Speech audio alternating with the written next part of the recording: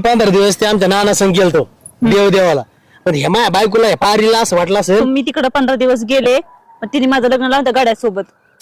तेच संधीचा फायदा घेतला तिनं आणि तिला वाटायचं गेला सुनीकड. पण तसं आमचं काही नाही बरं का. आम्ही एकमेकाचे मित्र मैत्रिणी आहेत.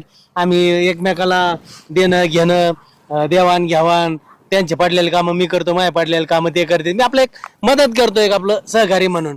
पण आमच्या बायकोला असं वाटतं ते बाबा तिथंच गेलाय तिच्याकडेच गेलाय उठला सुटला का तिच्याकडेच जातोय. अशी लय बेकार आहे तुमची बायको.